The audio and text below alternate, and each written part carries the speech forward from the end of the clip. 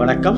நான் Ranganathan, ஆழ்மன சிகிச்சையாளர், subconscious mind therapist. அதாவது இந்த ஆழ்மன சிகிச்சை மூலமாக நம்ம உடலுக்கு வந்த கோளாறுகளையும் மனதுக்கு வந்த கோளாறுகளையும் குணப்படுத்தலாம்னு சொல்லியிருக்கேன். அது எப்படி குணப்படுத்துறது? முதல்ல மனம் அப்படின்றதோட செயல்பாடு என்ன? மனம் எங்க இருக்கு? மனம் எங்க இருக்கு?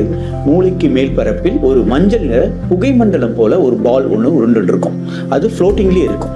அந்த மனம் தான் நம்ம பிரபஞ்சத்தோட தொடர்பு கொண்டிருக்கும். நாம் பிறப்பிலிருந்து இறப்பு வரை இந்த மனம் தான் நம்ம எல்லா விஷயங்களையும் இப்ப நம்ம பேசிக்கொண்டு இருக்கிறத கூட ரெக்கார்ட் பண்ணி பிரபஞ்சத்தை பதிவேற்றம் செய்யுது.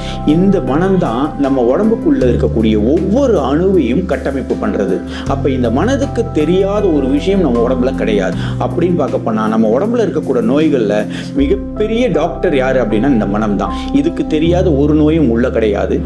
இந்த மாதிரி நோய்களை இந்த ஆழ்ம நிலையில கொண்டு போயிட்டு இந்த மனதுகிட்ட வைக்கும் பொழுது, அஃபர்மேஷன்ஸா வைக்கும் பொழுது, இந்த மனமே ஆட்டோமேட்டிக்கா உங்களுக்கான சுரப்பிகளையும் ரத்த ஓட்டங்களையும் எல்லாத்தையும், தசை திசு எல்லாத்தையுமே சீர் பண்ண முடியும், ரிப்பேரிங் ஒர்க் பண்ண முடியும். இதுக்கான வல்லமை படைச்சது தான் இந்த மனம்.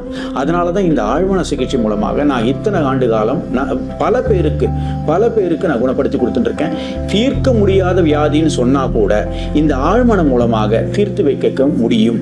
ஏன்னா எல்லாரை விட பெரிய டாக்டர் அந்த ஆழ்மனம் தான். நம்ம உடம்புல இருக்கக்கூடிய ஒவ்வொரு விஷயத்தையும் அதுக்கு தான் தெரியும். இந்த டேமேஜ் எங்கேருந்து நடந்தது, எப்போ நடந்தது, அது முதற்கொண்டு அதுக்கு தெரியும். நம்மளுக்கே தெரியாத சில விஷயங்கள் கூட இந்த ஆழ்மனம் மூலமாக நம்ம தெரிந்து கொள்ளலாம்.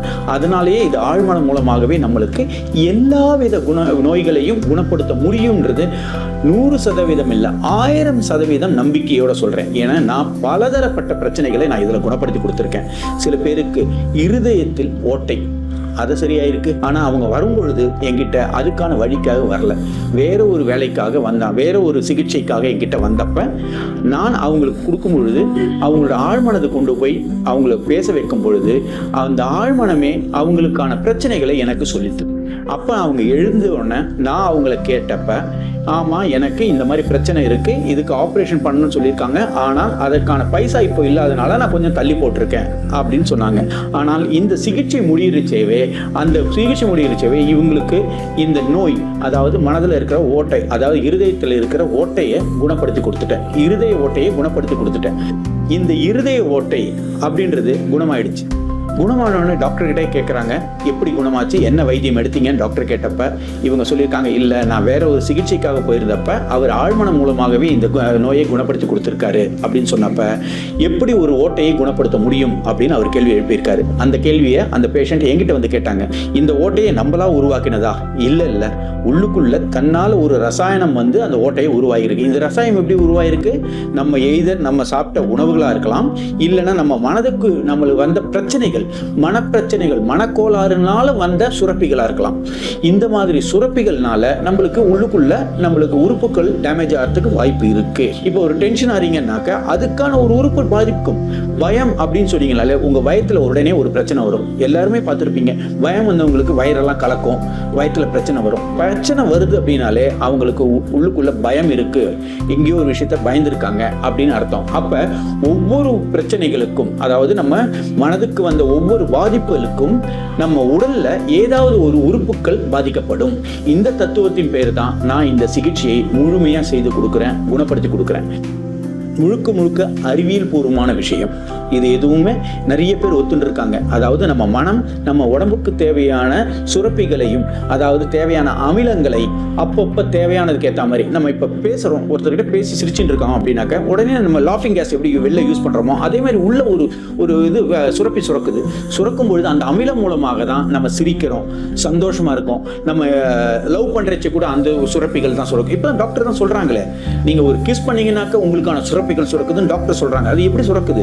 அப்போ உள்ளுக்குள்ள மனம் வந்து ஒரு விஷயத்துல நினைச்சா அதுவாகவே மாறும். இப்ப நீங்க உங்க மனசுல வந்து ஆரோக்கியம் நீங்க நினைச்சாக்க மாறும் அப்படின்னு எப்படி சொல்றாங்க? மனதுக்கு ஒரு விஷயத்த கமெண்ட் வச்சீங்கன்னா கரெக்டான இடத்துல அது 100% அதுவாகவே மாறி நம்ம உடலை முழுமையா குணப்படுத்தி கொடுக்கும். இந்த மாதிரி தான் நான் இங்க நோய்களை குணப்படுத்தி கொடுக்குறேன். இந்த சிகிச்சை மூலமாக உங்க உடம்புக்கு வந்த பிரச்சனைகள் மனதுக்கு வந்த பிரச்சனைகள் எல்லாத்தையும் உங்களுக்கு லிஸ்ட் அவுட் பண்ணியிருக்கேன். கோபம், படபடப்பு, தூக்கமின்மை, இந்த மாதிரி பலதரப்பட்ட மனப்பிரச்சனைகளும் சரி, உடல் சம்பந்தப்பட்ட சுகர், பிபி, ஃபெர்டிலிட்டி அதாவது குழந்தையின்மை, இதுக்கெல்லாம் வந்து பார்த்தீங்கன்னா குழாய் அடைப்புன்னு சொன்னால் கூட அந்த குழாய் அடைப்புகள் கூட இது மூலமாக குணப்படுத்தி கொடுக்கலாம்.